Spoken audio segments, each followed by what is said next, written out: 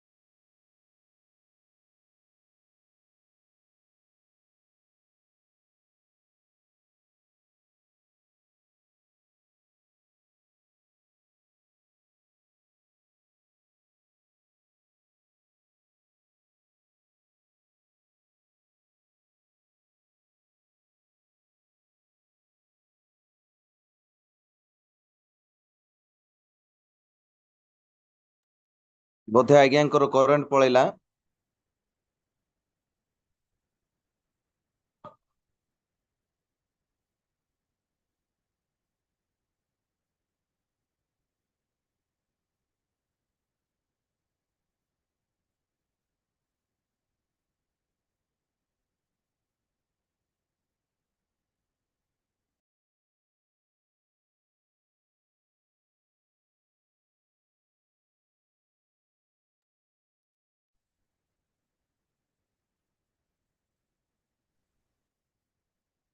Thank you. Sorry टिको मोर wifi टा करंट पळेला तो डिस्कनेक्ट हो गला।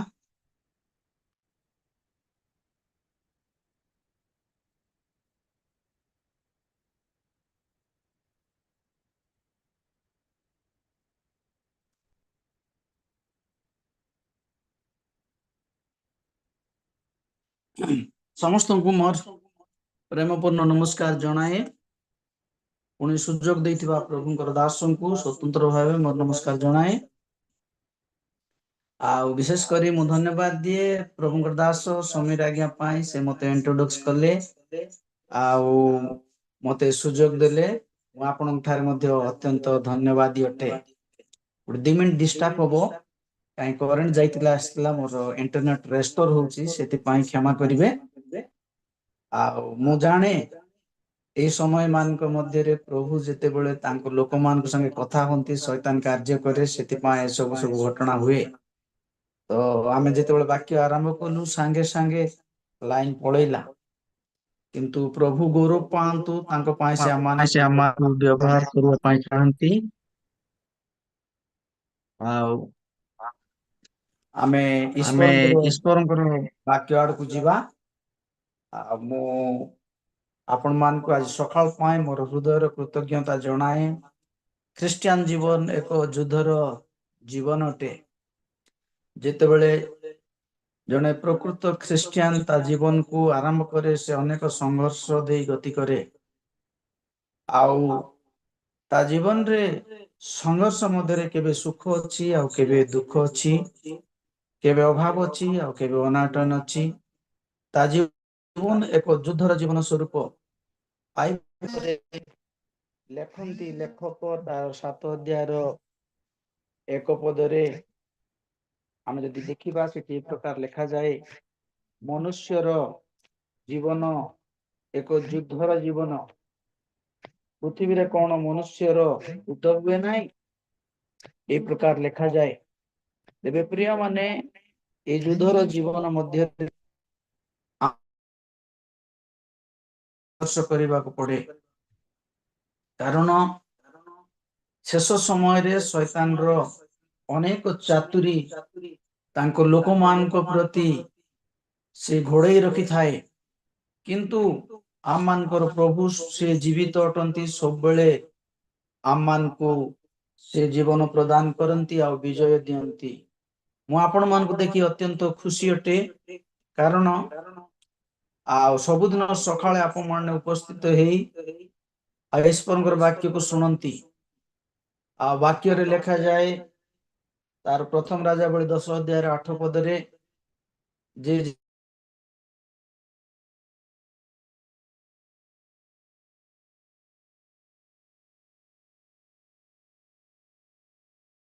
ଦେଶର ମହାରାଣୀ ରାଣୀ ଆସି ଯେତେବେଳେ ତାଙ୍କର ସୁଖ୍ୟାତିକୁ ଦେଲେ, ମୋର କଥା ଶୁଣା ଯାଉଛି କି ଆଜ୍ଞା? ଶୁଭା ଯାଉଛି ଆଜ୍ଞା। Hello. Oh sir, thank you. ଯେତେବେଳେ ଶିବା ଦେଶର ରାଣୀ ଆସିଲେ ତାଙ୍କର ସୁଖ୍ୟାତିକୁ ଦେଖେଇଲେ, ଆଉ ସେ କହିଲେ, ଆଉ ତୁମ ପାଖରେ ଯୋଉ ଲୋକମାନେ ଅଛନ୍ତି ସେମାନେ ଧନ୍ୟ, କାରଣ ସେମାନେ ନିତ୍ୟ ଆଉ ଏଇ ପ୍ରକାର ତୁମ ବାକ୍ୟ, ଈଶ୍ୱରଙ୍କର ବାକ୍ୟରୁ ସେମାନେ ଶୁଣୁଛନ୍ତି। ତେବେ ପ୍ରିୟ ମାନେ, ଆପଣ ମାନଙ୍କୁ ମୁଁ ଧନ୍ୟ ବୋଲିକରି କହେ, କାହିଁକି ଈଶ୍ୱରଙ୍କର ବାକ୍ୟ ସବୁଦିନ ସକାଳେ ଆପଣ ମାନେ ଶୁଣୁଛନ୍ତି, ଆଉ ଆପଣ ମାନେ ଆଶୀର୍ବାଦର ପାତ୍ର ଅଟନ୍ତି। ସେଥିପାଇଁ ମୁଁ ଆପଣ ମାନଙ୍କୁ ଧନ୍ୟବାଦ ଦିଏ। ଏବେ ଆଜିର ମୋର ଧ୍ୟାନ ହଉଛି, ଅଳ୍ପ ସମୟ ମୁଁ ଆପଣ ମାନଙ୍କୁ କହିବାକୁ ଚାହେଁ।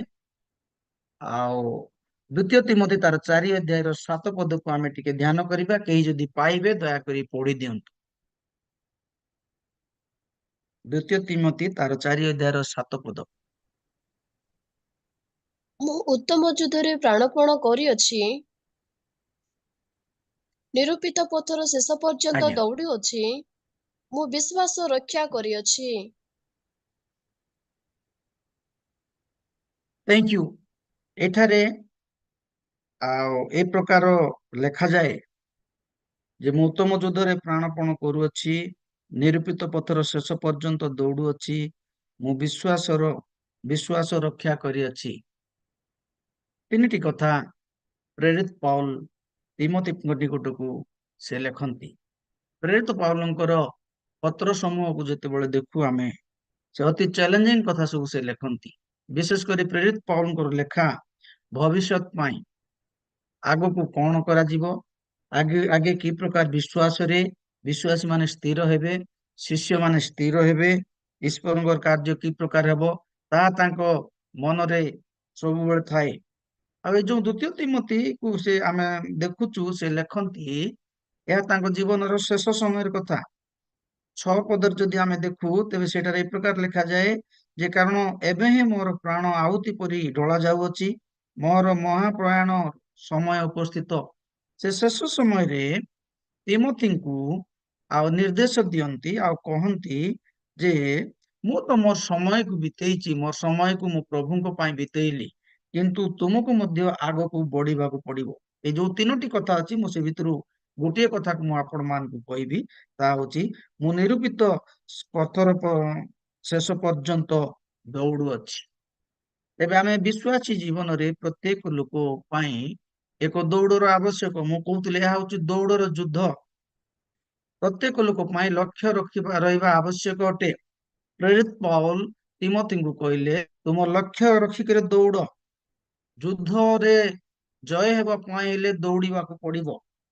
ତେବେ ପ୍ରିୟ ମାନେ, ତାର 8 ପଦରେ ସେ ଲେଖନ୍ତି ଯେ ଜଣେ ବ୍ୟକ୍ତି ଯେତେବେଳେ ଦୌଡିବ, ଯେତେବେଳେ ତାର କାର୍ଯ୍ୟକୁ ସମାପ୍ତ କରିବ, ସେତେବେଳେ ସେ ମୁକୁଟ ପାଇବ।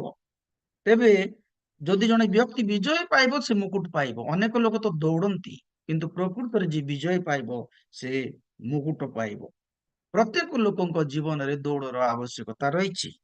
ଅନେକ ସମୟରେ ଶୈତାନ ଦୌଡ଼ ମଧ୍ୟରେ ବାଧା ଦିଏ, ବିଘ୍ନ ଦିଏ, କଷ୍ଟ ଦିଏ, ଯନ୍ତ୍ରଣା ଦିଏ, କିନ୍ତୁ ସେ ସବୁକୁ ଆମମାନେ ଖାତିର ନ କରି ଖ୍ରୀଷ୍ଟିଆନ ଜୀବନରେ ଆମକୁ ଦୌଡ଼ିବା ଦରକାର, ଆମକୁ ଆଗକୁ ଦେଖିବା ଦରକାର। ଅନେକ ସମୟରେ ସଫଳତା ଅଛି, ଅନେକ ସମୟରେ ବିଫଳତା ଅଛି, ଅନେକ ସମୟରେ ଆମ ଜୀବନରେ କଷ୍ଟ ଅଛି, କିନ୍ତୁ ଆମେ ପଛକୁ ଦେଖିବାକୁ ହବ ନାହିଁ। ଯଦି ଆମେ ଦୌଡ଼ିବା ଜୀବନରେ ଆମେ ଦେଖୁଛୁ, ଏ ଦୌଡ଼ ଜୀବନରେ ଗତ 11 ମାସ, ଆଜି ପ୍ରାୟ 20 ତାରିଖ ହେଇଗଲା, ତ 11 ମାସ ମଧ୍ୟରେ ଆମର ଦୌଡ଼ର କି ପ୍ରକାର ଦୌଡ଼ ଥିଲା, ଆମମାନଙ୍କର ସଫଳତା, ଆମମାନଙ୍କର ବିଫଳତାକୁ ଯେତେବେଳେ ଆମେ ଅନେଇବା, ସେତେବେଳେ ଆମେ ଇଭାଲୁଏସନ କରି ଆମେ ଜାଣିବା ଯେ ଆମ ଦୌଡ଼ର ଆମେ କେତେ ସଫଳତା ପାଇଛୁ।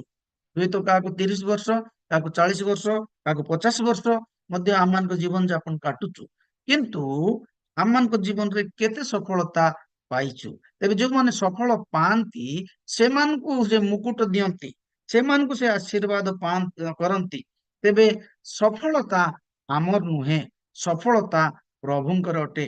ଯେତେବେଳେ ଆମେ ପ୍ରଭୁଙ୍କୁ ଲକ୍ଷ୍ୟ କରୁ ସେତେବେଳେ ପ୍ରଭୁ ସଫଳ ଦିଅନ୍ତି। ବେଳେ ବେଳେ ଆମେ ଆମ ଜୀବନରେ ସଫଳ ହେବା ପାଇଁ ଅନେକ କାର୍ଯ୍ୟ କରିଥାଉ, କିନ୍ତୁ ସଫଳ ଆମ ଠାରୁ ଆସେ ନାହିଁ, ସଫଳ ଈଶ୍ୱରଙ୍କ ଠାରୁ ଆସେ। ପ୍ରେରିତ ପାଉଲ ତାଙ୍କ ଆଉ ଲେଖାରେ ସେ ପ୍ରାୟ 3-4 ଜଣଙ୍କୁ ଅତ୍ୟନ୍ତ ଗୁରୁତ୍ୱପୂର୍ଣ୍ଣ କଥା କହନ୍ତି। ପ୍ରଥମ ଜିନିଷ ହଉଛି, ଆଜି ଆମେ ଦୌଡ଼ କଥା ଦେଖୁଛୁ, ଏ ଦୌଡ଼ କଥାକୁ ଖେଳାଳି ସାଙ୍ଗେ ସେ ଆଉ ସେ ସମାନ କରନ୍ତି। ଆଉ ଗୋଟେ କଥା ଲେଖାଯାଏ, ସେ କୃଷକଙ୍କୁ ମଧ୍ୟ ସେ ଉଦାହରଣ ଦିଅନ୍ତି, ସେ ସୈନିକଙ୍କୁ ମଧ୍ୟ ଉଦାହରଣ ଦିଅନ୍ତି, କିନ୍ତୁ ଏ ସମସ୍ତ ବିଷୟରେ ତାଙ୍କର ପୁରସ୍କାର ଶେଷରେ ରହିଅଛି। ଜଣେ କୃଷକ ଯେତେବେଳେ ସେ ଚାଷ କରେ ଶେଷରେ ତାର ଫଳ ପ୍ରାପ୍ତ ହୁଏ। ଜଣେ ସୈନିକ ଯେତେବେଳେ ସେ ସୈନ୍ୟ କାମ କରେ ସେତେବେଳେ ରାଜାଙ୍କ ଠାରୁ, ଶାସନକର୍ତ୍ତାଙ୍କ ଠାରୁ ପୁରସ୍କାର ପ୍ରାପ୍ତ ହୁଏ। ତେବେ ପ୍ରିୟ ମାନେ, ଏଇ ଖ୍ରୀଷ୍ଟିଆନ ଜୀବନରେ ଆମେ ଯେତେବେଳେ ଦୌଡୁଛୁ ସେତେବେଳକୁ ଆମମାନଙ୍କୁ ସାହସର ଆବଶ୍ୟକ, ଆମମାନଙ୍କୁ ଲକ୍ଷ୍ୟର ଆବଶ୍ୟକ, ଆମମାନଙ୍କୁ ଦୂରଦୃଷ୍ଟିର ଆବଶ୍ୟକ। ସେଥିପାଇଁ ଏ ସମସ୍ତ ନେଇ ଆମେ ଦୌଡ଼ିବାକୁ ପଡିବ। ଫେଲୁର ଅଛି, ସକ୍ସେସ ଅଛି, ଅନେକ କଷ୍ଟ ଅଛି, ଦୁଃଖ ଅଛି, କିନ୍ତୁ ପଛକୁ ଅନେଇବାକୁ ହବ ନାହିଁ। ତେବେ ଏ ଦୌଡ଼ ଆମମାନଙ୍କର ଖ୍ରୀଷ୍ଟିଆନ ଦୌଡ଼ରେ ମୁଁ 7 ପଏଣ୍ଟ ଆପଣ ମାନଙ୍କୁ କହିକି ମୁଁ ସରେଇବି। ଆଉ ପ୍ରଥମେ ଆମେ ଦେଖିବା ଏଭ୍ରି 12 ତାର 1 ଅଧ୍ୟାୟକୁ ଆମେ ଟିକେ କେହି କାଢିବା, ଆଉ କେହି ଜଣେ ମତେ ପଢି ସାହାଯ୍ୟ କରିବେ। ଏଭ୍ରି 12ର 1 ପଦ।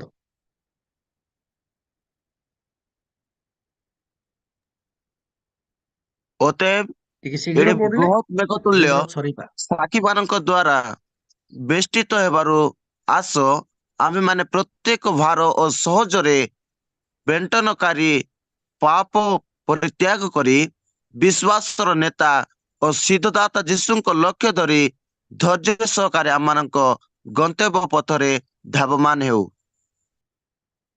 Thank you. ତେବେ ଏଭ୍ରି 12 ଅଧ୍ୟାୟକୁ ଯେତେବେଳେ ଆମେ ଦେଖୁଛୁ ସେଠାରେ 1 ପଦରେ এই ପ୍ରକାର ଲେଖାଯାଏ, ବିଶ୍ୱାସର ସିଦ୍ଧିଦାତା ମାନଙ୍କ କଥା। ଯୋଉମାନେ ବିଶ୍ୱାସରେ ଦୌଡ଼ିଛନ୍ତି, ସିଦ୍ଧି ଲାଭ କରିଛନ୍ତି, ବିଜୟ ଲାଭ କରିଛନ୍ତି, ସେମାନଙ୍କର କଥା ଏଭ୍ରି 11 ଅଧ୍ୟାୟରେ ବର୍ଣ୍ଣନା କରାଯାଏ। ତାର 1 ପଦରେ ଠିକ ଆମେ ଦେଖୁଛୁ, ସେ କହୁଛନ୍ତି ଯୋଉମାନେ ଦୌଡୁଛନ୍ତି ସେମାନେ ଧୈର୍ଯ୍ୟର ସହିତ ଦୌଡୁଛନ୍ତି। ମୋର ପ୍ରଥମ ପଏଣ୍ଟ ରହିବ, ଜଣେ ଦୌଡାଳି ତା ଜୀବନରେ ଧୈର୍ଯ୍ୟର ସହିତ ଦୌଡ଼ିବାକୁ ପଡିବ। ଯଦି ଧୈର୍ଯ୍ୟର ସହିତ ନ ଦୌଡ଼ିବ ସେ ତାର ନିରୂପିତ ପଥରେ ପହଞ୍ଚି ପାରିବ ନାହିଁ। ଧୈର୍ଯ୍ୟ ନିହାତି ଆବଶ୍ୟକତା ଅଟେ। ଖ୍ରୀଷ୍ଟିଆନ ଜୀବନ ଏକ ଧୈର୍ଯ୍ୟର ଜୀବନ। ଦୁଃଖ ଆସୁ, କଷ୍ଟ ଆସୁ, ଅଭାବ ଆସୁ, ଅନାଟନ ଆସୁ, ଆମ ଜୀବନରେ ଆମେ ଧୈର୍ଯ୍ୟ ଧରିବାକୁ ପଡିବ। ବିନା ଧୈର୍ଯ୍ୟରେ ଆମ ଲକ୍ଷ୍ୟରେ ଆମେ ପହଞ୍ଚି ପାରିବା ନାହିଁ। ଅନେକ ଲୋକ ଦୌଡ଼ିଛନ୍ତି, ଅନେକ ଲୋକ ତାଙ୍କ ଜୀବନକୁ ଦେଇଛନ୍ତି, କିନ୍ତୁ ଅଧା ବାଟରେ ରହିଯାଇଛନ୍ତି। ଅନେକ ଲୋକ ତାଙ୍କ ଜୀବନକୁ ସମର୍ପିତ କରିଛନ୍ତି, ପହଞ୍ଚିବାରୁ ସେମାନେ ନିବୃତ୍ତ ହୁଅନ୍ତି। ତେଣୁ ପ୍ରେରିତ ପାଉଲ ଇନଷ୍ଟ୍ରକ୍ସନ ଦିଅନ୍ତି ତିମୋଥୀଙ୍କୁ। ଆଜି ଆମମାନଙ୍କ ପାଇଁ ମଧ୍ୟ ସେ ଇନଷ୍ଟ୍ରକ୍ସନ ଅଛି ଯେ ଆମମାନେ ଯେତେବେଳେ ଦୌଡୁଛୁ ଧୈର୍ଯ୍ୟର ସହିତ ଦୌଡ଼ିବାକୁ ପଡିବ। ଏ ପାଖ ସେ ପାଖକୁ ଅନେଇବାକୁ ହବ ନାହିଁ, ଲକ୍ଷ୍ୟ ସ୍ଥଳକୁ ପହଞ୍ଚେଇବାକୁ ପଡିବ।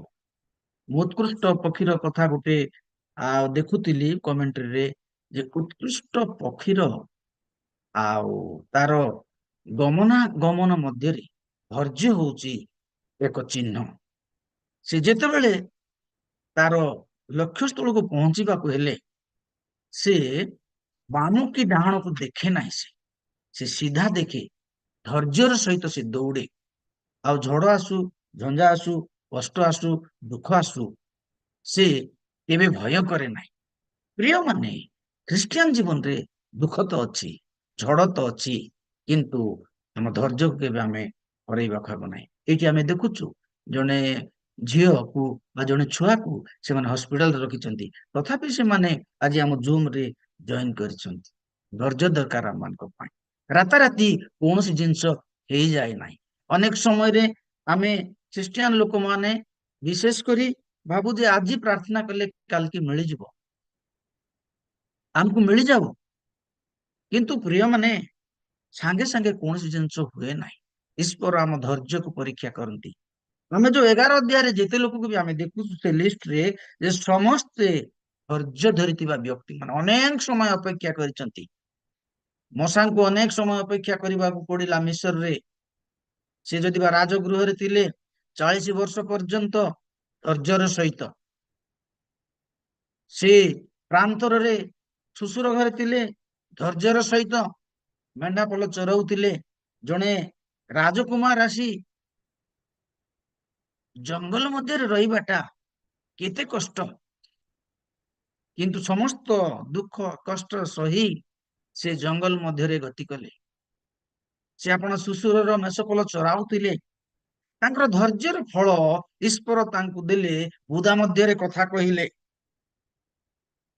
प्रिय माने हमें जिते धैर्य धरू परमेश्वर आम मान को से आशीर्वाद करिवे तेबे ए धैर्य रे आम 11 अध्याय देखुचु जे केते महिला थिले केते पुरुष थिले केते आउ लोक बाहरी थिले जो मान को मध्य अनेक लोक रास्ता रे मरी गले केवल 2 लोक ही किनान देश रे पहुंची पारिले तेबे आम जीवन रे आम लक्ष्य रे पहुंचीबा पाइले मुकुट पाइबा पाइले आम दौड़ रे धैर्य आवश्यकता रही आमे जानू आमे केते धैर्यशील आमे जानू आमे केते निजकू सुशिक्षित करचु आपनार कार्य रे किंतु परमेश्वर सबले चाहती आमे सबले धैर्यशील हेबा प्रिय माने आज आपण को मो पाई गोटे आपण मो पाई गोटे प्रश्न तेबे आम जीवन रे आमे केते सफल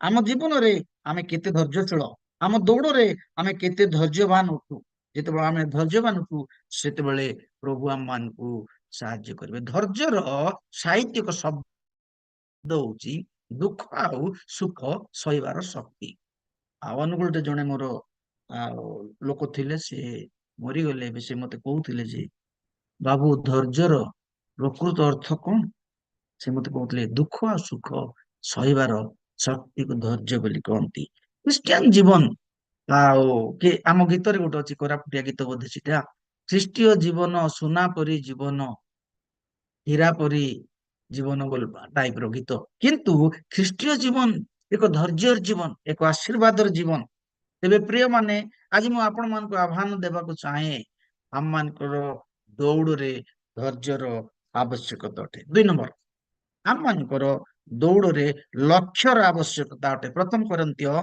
9:24 ରୁ 24 के जने काढी मते पढ़ी दियंतु प्रथम करंत्य 9:24 आउरी 26 24 ରୁ 24 जो माने रंगभूमि रे दौड़ंती से माने समस्ते दौड़ंती सत किंतु केवल जणे जे पण पाए ଏହା कि तुम्हे माने जानो नाही तुम्हे माने जेपरि पण पाइबो एथिपाई सही परि दौड़ जे केही क्रीड़ा रे प्रतिद्वंदिता करे से समस्त विषय रे परिमित भोगी हुए से माने क्षयणीय मुकुट पाइबा निमंते ताहा करंती मात्र आम्भे माने अक्षय मुकुट पाइबा निमंते ताहा करू अतएव मु दौड़ू अछि किंतु बिना लक्ष्य रे नुहे मु मुष्टियुद्ध करूअछि किंतु शून्य को आघात करिबा लोक परि नुहे थैंक यू तेबे आम दौड़ रे एक लक्ष्य रहिबा आवश्यक अटे एठारे प्रेरित पाउल ए प्रकार कहंती जे आमे जेतेबेले दौड़ुचु एक लक्ष्य नै कि आमे दौड़िबार आवश्यक अटे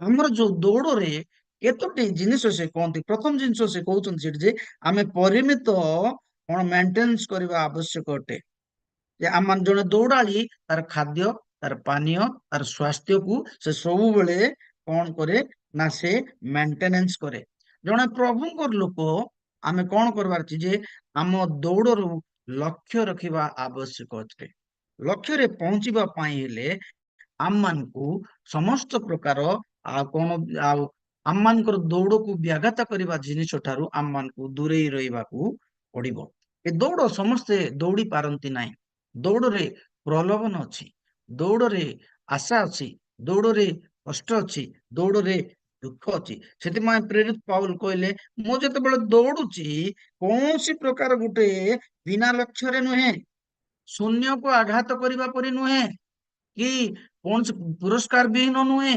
ମୁଁ ଦୌଡୁଛି ଏଥିପାଇଁ ଯେ ମୁଁ ପଣ ପାଏ।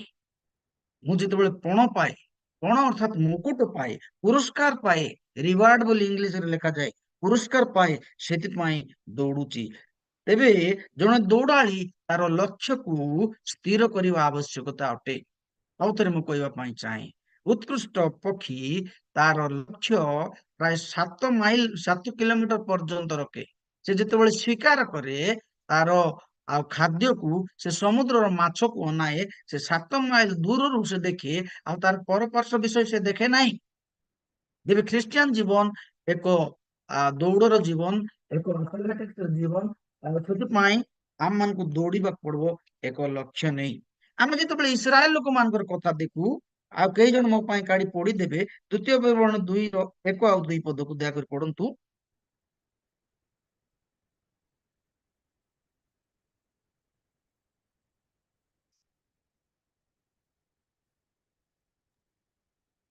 ଅନନ୍ତର ମୋ ପ୍ରତି କଥିତ ସଦାପ୍ରଭୁଙ୍କ ବାକ୍ୟ ଅନୁସାରେ ଆମ୍ଭେମାନେ ଫେରି ସୁଖ ସମୁଦ୍ର ପଥ ଦେଇ ପ୍ରାନ୍ତର ଆଡେ ଯାତ୍ରା କଲୁ। ପୁଣି ସେଇର ପର୍ବତ ବୁଲି ଆସିବାକୁ ଆମମାନଙ୍କୁ ଅନେକ ଦିନ ଲାଗିଲା। ତ ସଦାପ୍ରଭୁ ମତେ କହିଲେ, ତୁମ୍ଭେମାନେ ଆଜ୍ଞା, ଯଥେଷ୍ଟ କାଳ ଏହି ପର୍ବତ ବୁଲିଅଛ, ଏବେ ଉତ୍ତର ଦିଗକୁ ଫେର। ତେବେ ଏଠି ଆମେ ଦେଖୁଛୁ ଇସ୍ରାଏଲ ଲୋକମାନେ ଯେତେବେଳେ ଯାତ୍ରା କରୁଛନ୍ତି ତାଙ୍କର ଲକ୍ଷ୍ୟ କଥା। କେହି କେହି କହନ୍ତି ଇସ୍ରାଏଲ ଲୋକମାନଙ୍କର ମିଶର ଠାରୁ କେନାନକୁ 11 ଦିନର ଯାତ୍ରା ଥିଲା। କେହି କେହି କହନ୍ତି 40 ଦିନର ଯାତ୍ରା ଥିଲା। ବିଭିନ୍ନ ଲୋକଙ୍କର ବିଭିନ୍ନ ମତ, କିନ୍ତୁ ବାଇବେଲରେ ମଧ୍ୟ 40 ଦିନ ବୋଲିକି ଲେଖାଯାଏ। ତେବେ ଇସ୍ରାଏଲ ଲୋକମାନେ ଯେତେବେଳେ ସେମାନେ ଯାଉଛନ୍ତି, ଯାଉ ଯାଉ ଯାଉ ଯାଉ ସେମାନେ ଗୋଟିଏ ପର୍ବତରେ ଅଟକି ଗଲେ। ପ୍ରାୟ 40 ବର୍ଷ ସେମାନେ ଅଟକି, ସେମାନେ ଲକ୍ଷ୍ୟ ସ୍ଥଳରେ ପହଞ୍ଚି ପାରିଲେ ନାହିଁ। କାରଣ ସେମାନଙ୍କର ଲକ୍ଷ୍ୟ ଏଇ ପ୍ରକାର ଥିଲା ଯେ ସେମାନଙ୍କର ଲକ୍ଷ୍ୟକୁ ସେମାନେ ଧରି ପାରିଲେ ନାହିଁ। ସେଟା ଲେଖାଯାଏ ଗୋଟିଏ ପର୍ବତରେ ଅନେକ ବର୍ଷ ସେମାନେ ଘୁରିଲେ ଘୁରିଲେ ଘୁରିଲେ ଆଉ ରହିଲେ। ପ୍ରିୟମାନେ, ଲକ୍ଷ୍ୟ ନଥିଲେ କେହି ମଧ୍ୟ ଆପଣା ଲକ୍ଷ୍ୟ ସ୍ଥଳକୁ ସଠିକ ସମୟରେ ପହଞ୍ଚି ପାରିବ ନାହିଁ। ଆମେ ଯେତେବେଳେ ଦେଖୁଛୁ ନୂତନ ନିୟମରେ ଲେଖାଯାଏ ଯେ ଆଉ ରାଜାଙ୍କ ପାଖକୁ ଯେତେବେଳେ ଯାଉଛନ୍ତି, ଯୀଶୁଙ୍କ ପାଖକୁ ଯେତେବେଳେ ଯାଉଛନ୍ତି, ଯୀଶୁ ରାଜାଙ୍କ ପାଖକୁ ଏଇ ପଣ୍ଡିତ ମାନେ, ସେମାନଙ୍କର ଲକ୍ଷ୍ୟ ଥିଲା ତାରାକୁ ଦେଖିକି ଗୁହାଳକୁ ଯିବେ।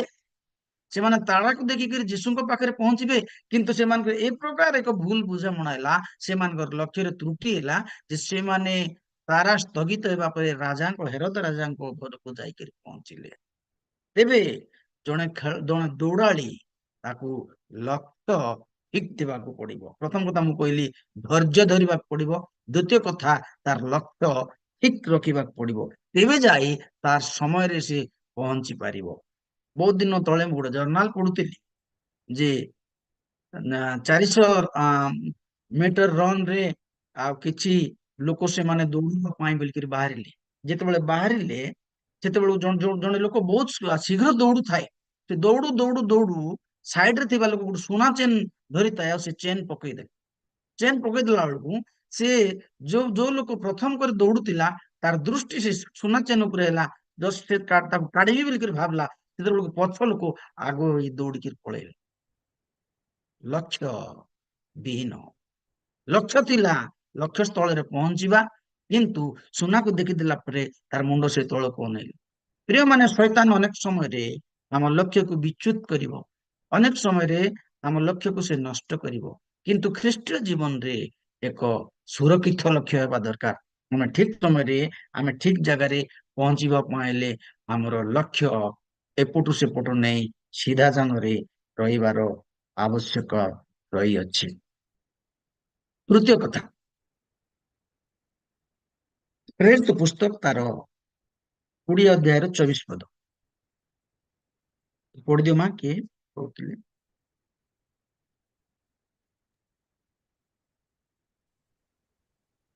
କିନ୍ତୁ ମୁଁ ଯେପରି ମୋହର ନିରୂପିତ ପଥର ଶେଷ ପର୍ଯ୍ୟନ୍ତ ଦୌଡ଼ିପାରେ, ଆଉ ଈଶ୍ୱରଙ୍କ ଅନୁଗ୍ରହର ସୁସମାଚାର ପକ୍ଷରେ ସାକ୍ଷ୍ୟ ଦେବା ନିମନ୍ତେ ଯେଉଁ ସେବାର କାର୍ଯ୍ୟ ପ୍ରଭୁ ଯୀଶୁ ପ୍ରଭୁ ଯୀଶୁଙ୍କ ଠାରୁ ପାଇଅଛି ତାହା ସମ୍ପୂର୍ଣ୍ଣ କରିପାରେ। ଏଥିପାଇଁ ମୁଁ ଆପଣା ପ୍ରାଣକୁ ପ୍ରିୟ ଜ୍ଞାନ ନ କରି ତାହା ନଗଣ୍ୟ ମନେ କରୁଅଛି। ତେବେ ଖ୍ରୀଷ୍ଟୀୟ ସେବାରେ ଖ୍ରୀଷ୍ଟୀୟ ଜୀବନରେ ଦୌଡ଼ିବା ପାଇଲେ ଜଣେ ବ୍ୟକ୍ତି ପୁରସ୍କାର ପାଇଲେ ଆପଣଙ୍କୁ ଅପ୍ରିୟ ଜ୍ଞାନ ମନେ କରିବାକୁ ପଡିବ। ଆପଣ ପ୍ରାଣକୁ ପ୍ରିୟ ଜ୍ଞାନ କରିବାକୁ ପଡିବ। ତେବେ ସେବାରେ ଆମମାନଙ୍କୁ ଅନେକ ସମୟରେ ଆମମାନଙ୍କୁ କଷ୍ଟ ଆସିଥାଏ। ତେବେ ଏଠାରେ ଲେଖାଯାଏ ଆଉ ଯେ ଜଣେ ସେବକ ତା ଜୀବନରେ ତା ପ୍ରାଣକୁ ନଗଣ୍ୟ ମନେ କରିବାର ଅଛି, ପ୍ରଜ୍ଞାନ ମନେ କରିବାର ଅଛି। ସେବକ ମାନେ ଆମେ ଯେତେ ପ୍ରଭୁଙ୍କୁ ଜାଣିଥିବା ଲୋକମାନେ, ଆମେ ମଣ୍ଡଳୀର ବିଶ୍ୱାସୀ ମାନେ ଆମେ ଅନେକ ସମୟରେ ଆମେ ଭାବୁ ଯେ ସେବା କେବଳ ପ୍ରଚାର କରିବା ହିଁ ସେବା, କେବଳ ଆମମାନେ ପତ୍ରିକା ବାଣ୍ଟିବା ହିଁ ସେବା, ଆମମାନେ କେବଳ ବାଇବେଲ ଧରି କହିବା ହିଁ ସେବା। କିନ୍ତୁ ପ୍ରିୟ ମାନେ ସେଇ ପ୍ରକାର ନୁହେଁ। ଜଣେ ସେବା ହଉଛି ଯେ ଆପଣାକୁ ଛୋଟ ମନେ କରିବା, ଆପଣାକୁ ଈଶ୍ୱରଙ୍କ ସହିତ ସମ୍ପର୍କ ରଖିବା, ନଗଣ୍ୟ ମନେ କରିବା ଆଉ ସେବା, ଆଉ ଏଇ ପ୍ରକାର ସବୁ ହଉଛି ସେବା। ତେବେ ଏଠାରେ ଆଉ ଲେଖାଯାଏ ଏଇ ପ୍ରକାର ଯେ ଜଣେ ସେବକ ସେ ନିଜକୁ ପ୍ରିୟ ଜ୍ଞାନ, ନିଜ ପ୍ରାଣକୁ ପ୍ରିୟ ଜ୍ଞାନ କରି ଆଉ ତାହା ନଗଣ୍ୟ ମନେ କରୁଅଛି, ନଗଣ୍ୟ ମନେ କରିବା ଉଚିତ। ସେ କେବେ ବି ନିଜକୁ ଶ୍ରେଷ୍ଠ ଜଣେ ସୁଶିକ୍ଷିତ ବୋଲିକି ଲୋକ ବୋଲି ଭାବିବା ହବ ନାହିଁ। ତେବେ ଆମେ ଏଠି ଦେଖୁଛୁ ଯେ ଆମ ଦୌଡ଼ରେ ଯୀଶୁଙ୍କୁ ଆଗରେ ରଖିବା ଦରକାର। ଆମ ଦୌଡ଼ରେ ଯୀଶୁଙ୍କୁ ଆଗେ ରଖିବା ଦରକାର ଅଟେ।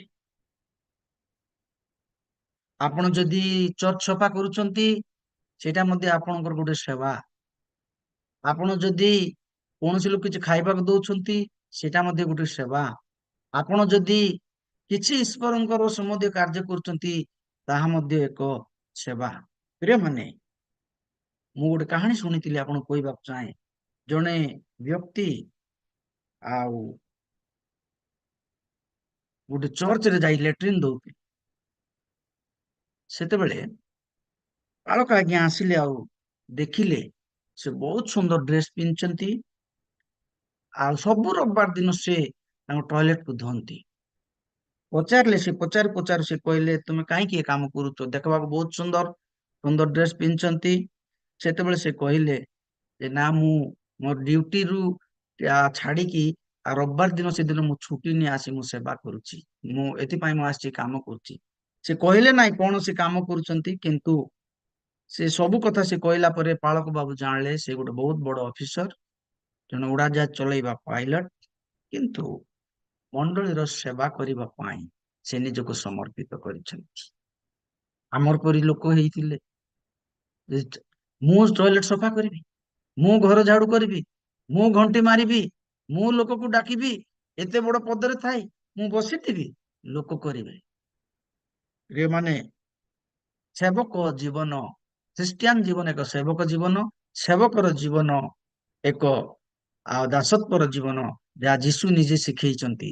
ଶିଷ୍ୟମାନଙ୍କୁ ଆପଣା ପାଦ ଧୋଇଦେଲେ। ଏତେ ବଡ ପ୍ରଭୁ, ସ୍ୱର୍ଗ ପୃଥିବୀର ଅଧିକାରୀ, ସେ ନିଜକୁ ନଗଣ୍ୟ ମନେ କଲେ। ଫିଲିପି ପୁସ୍ତକରେ ଲେଖାଯାଏ ସେ ନିଜକୁ ଦାସ ରୂପ ଧାରଣ କଲେ, ନିଜକୁ ନମ୍ର କଲେ। ସେଥିପାଇଁ ପରମେଶ୍ୱର ତାଙ୍କ ନାମକୁ ଉନ୍ନତ କଲେ, ଉଚ୍ଚ କଲେ। ଆଜି ପ୍ରତ୍ୟେକ ଜାନୁ ତାଙ୍କ ସମ୍ମୁଖରେ ନତ ହଉଛି, ପ୍ରତ୍ୟେକ ମୁଖ ତାଙ୍କୁ ପ୍ରଭୁ ଯୀଶୁ ଖ୍ରୀଷ୍ଟ ବୋଲିକି ସ୍ୱୀକାର କରୁଛି। ଆମ ଦୌଡ଼ରେ ଆମେ ନିଜକୁ ନଗ୍ନ ମନେ କରିବାକୁ ଅଛି ଖ୍ରୀଷ୍ଟିଆନ ଜୀବନରେ। ତେବେ ପ୍ରଭୁ ଆମମାନଙ୍କର ସହବର୍ତ୍ତୀ ହେବେ। ସେ କେବେ ମଧ୍ୟ ଆମମାନଙ୍କ ସେବାର ଫଳକୁ ସେ ନ ଦେଇ ସେ ରହିବେ ନାହିଁ। ପ୍ରିୟ ମାନେ, ଆପଣ ମାନଙ୍କ ପାଇଁ ଆଜି ମୁଁ ଗୋଟେ ଚ୍ୟାଲେଞ୍ଜ କଥା କହୁଛି। ଆଜି ଆପଣ ଆରମ୍ଭ କରନ୍ତୁ ଆପଣଙ୍କର ନମ୍ର ଜୀବନ। ଆଜି ଆପଣ ଆରମ୍ଭ କରନ୍ତୁ ଆପଣଙ୍କର ଜୀବନକୁ ଶୃଙ୍ଖଳିତ ଭାବରେ ପ୍ରଭୁଙ୍କ ସେବା କରିବା ପାଇଁ। ପରମେଶ୍ୱର ଆସନ୍ତା କାଲି ଆପଣଙ୍କୁ ଉନ୍ନତ କରିବେ। ସେ ଉନ୍ନତ ଦେବା ପରମେଶ୍ୱର, ସେବା କରିଥିବା ଲୋକମାନଙ୍କ ପାଇଁ ସେ ଆଶୀର୍ବାଦ କରିଥିବା ପରମେଶ୍ୱର, ସେ କେବେ ମଧ୍ୟ ଆପଣଙ୍କର ପୁରସ୍କାରକୁ ଆପଣଙ୍କ ଠାରୁ ସେ ହରେଇବେ ନାହିଁ। ସେଥିପାଇଁ ଆମମାନଙ୍କ ଜୀବନରେ ସବୁବେଳେ ଏଇ କଥା ଚିନ୍ତା କରିବାକୁ ପଡିବ। ଆମ ଦୌଡ଼ରେ ଆମମାନଙ୍କ ଜୀବନରେ ସେବକ ମନୋଭାବ, ସେବାର ମନୋଭାବ ରହିବା ଆବଶ୍ୟକ ଅଟେ। ଚତୁର୍ଥ ବିଷୟ, ଫିଲିପିଓ 3:14 କେହି ଜାଣି ପଡିନି।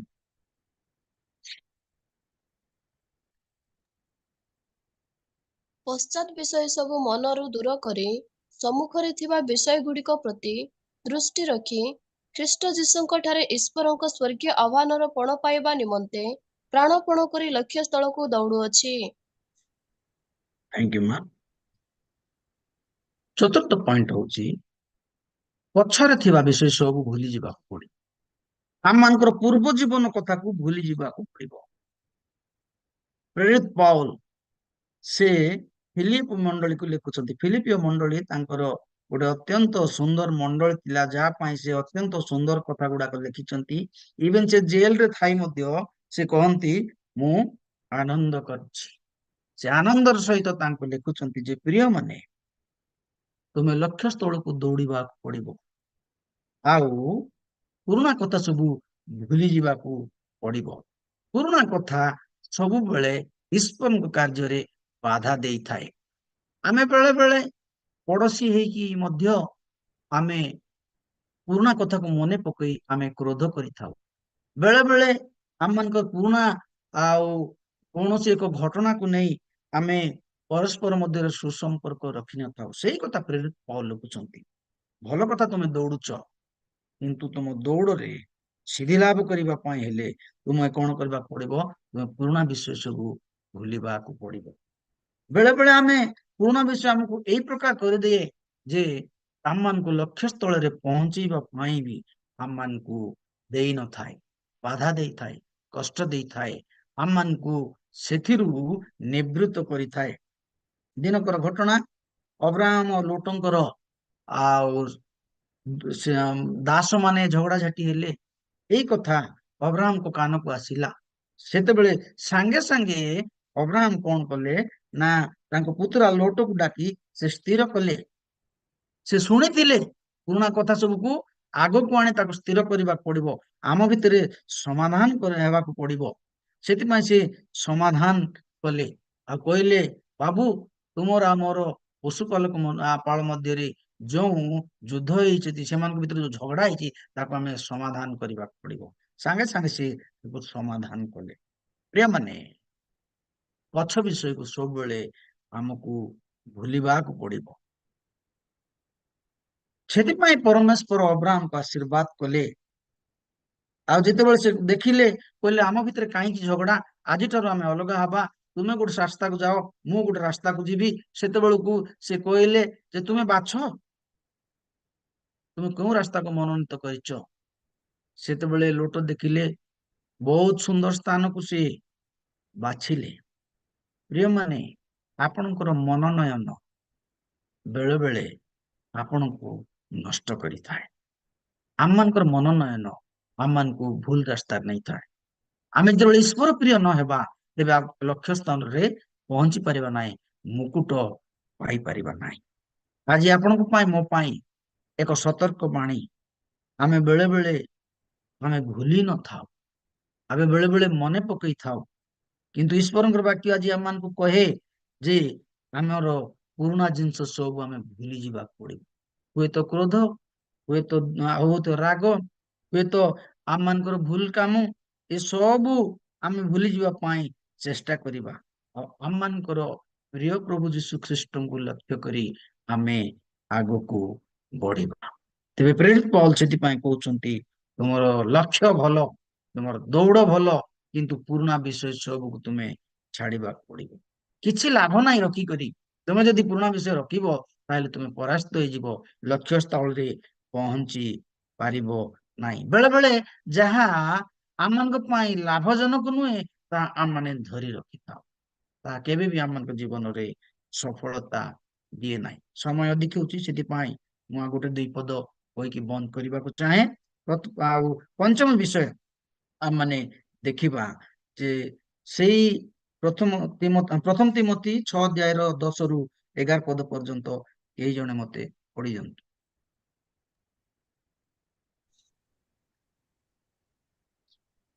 କାରଣ ଧନ ଲୋଭ ସମସ୍ତ ଅନିଷ୍ଟର ମୂଳ। କେହି କେହି ସେଥିରୁ ଆସକ୍ତ ହୋଇ ବିଶ୍ୱାସ ତ୍ୟାଗ କରି ପଥଭ୍ରଷ୍ଟ ହୋଇଅଛନ୍ତି, ପୁଣି ବହୁ ଦୁଃଖରେ ଆପଣା ଆପଣା ହୃଦୟ ବିଦୀର୍ଣ୍ଣ କରିଅଛନ୍ତି।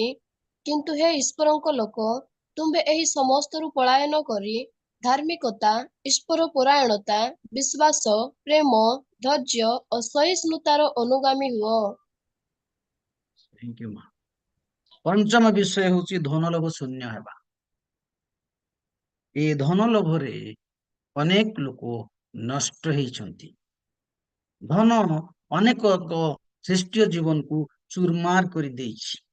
ପ୍ରଥମତଃ ଆମେ ଦେଖୁ ଯେ ଲୋଟଙ୍କର ସମୟରେ ଲୋଟ ଯେତେବେଳେ ସୋଦମ ଗମୋରାରେ ଥିଲେ, ଈଶ୍ୱର ତାଙ୍କୁ ବାହାର କରି ଆଣିବାକୁ ଚେଷ୍ଟା କଲେ, କିନ୍ତୁ ବହୁତ କଷ୍ଟ ହେଲା। ଶେଷରେ ଦୂତ ହାତ ଧରି ତାଙ୍କୁ ଆଣିଲେ। ସେଇ ସମୟରେ ଅଧା ବାଟକୁ ଆସିଲା ବେଳକୁ ତାଙ୍କ ସ୍ତ୍ରୀ ପଛକୁ ଅନଉଛନ୍ତି। ହୁଏତ ଆଜିର ଦିନରେ ତାଙ୍କର ଗୋରୁ ଗାଈ, ତାଙ୍କର ମେଣ୍ଢା ଛେଳି, ତାଙ୍କର ଓଟ, ହୁଏତ ସେ ବହି ଆଣି ପାରିନଥିବେ, ତାଙ୍କର ପାଠ ଶାଢୀ, ତାଙ୍କର ଫ୍ରିଜ, ତାଙ୍କର ଦାମିକିଆ ଜିନିଷ ସବୁକୁ ସେ ମନେ ପକାଉଛନ୍ତି। ଓ ମୁଁ ଏତେ ସବୁ ଜିନିଷ ମୁଁ ରଖିଥିଲି ସେଠି, ଜଳି ଯାଉଛି, ତାହା ନଷ୍ଟ ହେଇଯାଉଛି, ତାହା ପୁରୁଣା ଜିନିଷକୁ ମନେ ପକାଉଛନ୍ତି। ବାଇବେଲରେ ଲେଖାଯାଏ ଧନ ଅନିଷ୍ଟର ମୂଳ କାରଣ। ମୁଁ କହୁନାହିଁ ଧନ ଖରାପ ଜିନିଷ, କିନ୍ତୁ ଧନ ଈଶ୍ୱରଙ୍କ ରାଜ୍ୟ ପାଇଁ, ଖ୍ରୀଷ୍ଟୀୟ ଜୀବନ ପାଇଁ ଏକ ଉପକାରୀ ଧନକୁ ଆମେ ସବୁ ସଂଗ୍ରହ କରିବାକୁ ପଡିବ। ପ୍ରିୟମାନେ, ଧନ କେବେ ମଧ୍ୟ ଆଉ ଆମମାନଙ୍କୁ ଈଶ୍ୱରଙ୍କ ରାଜ୍ୟରେ ପହଞ୍ଚେଇବ ନାହିଁ। ତେଣୁକରି ତଳେ ଲେଖାଯାଏ ଧାର୍ମିକତା, ଈଶ୍ୱର ପରାୟଣତା, ବିଶ୍ୱାସ, ପ୍ରେମ, ଧୈର୍ଯ୍ୟ, ଏସବୁ ଈଶ୍ୱରଙ୍କ ରାଜ୍ୟରେ ଆମମାନଙ୍କୁ ଯିବା ପାଇଁ ସାହାଯ୍ୟ କରେ। ପ୍ରେରିତ ପାଉଲ କହନ୍ତି ତିମୋଥୀଙ୍କୁ, ବାବୁ ମୋ ପ୍ରିୟ ପୁତ୍ର, ଧନ ଲୋଭ ଶୂନ୍ୟ ହେବାର ଅଛି। ଖ୍ରୀଷ୍ଟିଆନ ଜୀବନରେ ଯୋଉମାନେ ଧନକୁ ନିଜର କରନ୍ତି ସେମାନେ ହୁଏତ ହରାନ୍ତି, ଯୋଉମାନେ ଧନକୁ ପର କରନ୍ତି ସେମାନେ ଧନକୁ ପାଆନ୍ତି। ତେଣୁ ମୁଁ ଆଜି ଆପଣମାନଙ୍କୁ ଏଇ ଚ୍ୟାଲେଞ୍ଜ ଦେବାକୁ ଚାହେଁ ଯେ ଆମମାନେ ଧନ ଲୋଭ ଶୂନ୍ୟ ହେବାକୁ ପଡିବ। ଧନ କ୍ଷଣକାଳ ସ୍ଥାୟୀ। ହିତୋପଦେଶ ତାର 27-24 ପଦରେ ଲେଖାଯାଏ, ଧନ ଅଳ୍ପ ସମୟ। ଆପଣ ଟିକେ କାଢିକିରି ପଢନ୍ତୁ ଦୟାକରି, ହିତୋପଦେଶ ତାର 27 ଅଧ୍ୟାୟର 24 ପଦକୁ ପଢନ୍ତୁ।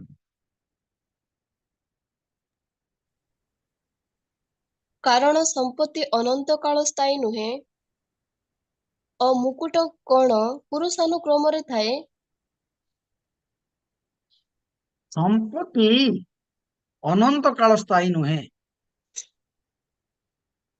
ଅନେକ ଲୋକ ଭାବନ୍ତି ଏ ସମ୍ପତ୍ତି ମୁଁ, ମୋର ପିଲା, ମୋର ନାତି, ମୋର ନାତୁଣୀ, ମୋର ଘର ଦ୍ୱାର ଚିରସ୍ଥାଳ କାଇ ମୁଁ ଛାଡିକି, ସେ ଛାଡି ଯିବା ପାଇଁ ଲୋକ ଅନେକ ସମୟରେ ଚିନ୍ତା କରନ୍ତି ନାହିଁ। ଏଇଟାକୁ ମୁଁ ଧରି ହିଁ ଯିବି ବୋଲିକିରି ଭାବନ୍ତି। ପ୍ରିୟମାନେ, ଜ୍ଞାନୀ ସୋଲୋମନ, ଯାହାଙ୍କର ଧନ ସମ୍ପତ୍ତି ଐଶ୍ୱର୍ଯ୍ୟରେ ପରିପୂର୍ଣ୍ଣ, ସେ କହନ୍ତି ଯେ ସମ୍ପତ୍ତି ଅନନ୍ତ କାଳ ସ୍ଥାୟୀ ନୁହେଁ, ଧନ ଅନନ୍ତ କାଳ ସ୍ଥାୟୀ ନୁହେଁ।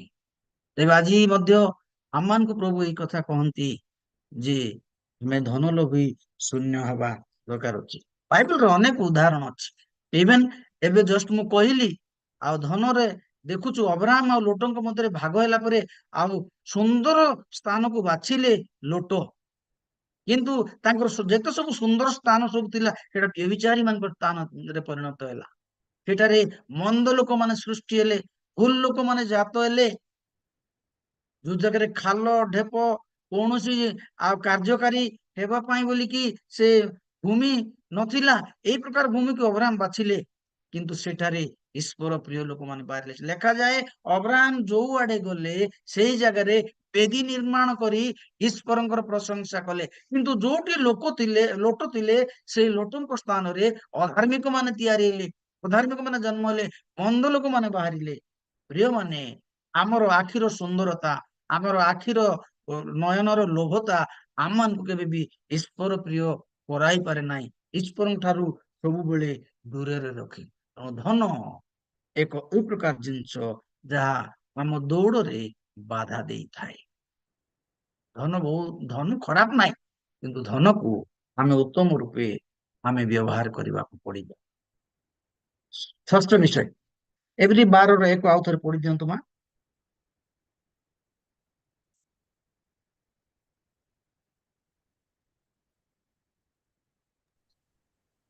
ଅତଏବ ଏଡେ ବୃହତ୍ ମେଘତୁଲ୍ୟ ସାକ୍ଷୀମାନଙ୍କ ଦ୍ୱାରା ବେଷ୍ଟିତ ହେବାରୁ ଆସ ଆମ୍ଭେମାନେ ପ୍ରତ୍ୟେକ ଭାର ଓ ସହଜରେ ବେଷ୍ଟନକାରୀ ପାପ ପରିତ୍ୟାଗ କରି ବିଶ୍ୱାସର ନେତା ଓ ସିଦ୍ଧିଦାତା ଯୀଶୁଙ୍କୁ ଲକ୍ଷ୍ୟ କରି ଧୈର୍ଯ୍ୟ ସହକାରେ ଆମ୍ଭମାନଙ୍କ ଗନ୍ତବ୍ୟ ପଥରେ ଧାବମାନ ହେଉ। तेबे एटी लेखा जाय दुईटी कथा, गोटे होची पाप आ गोटे होची भार।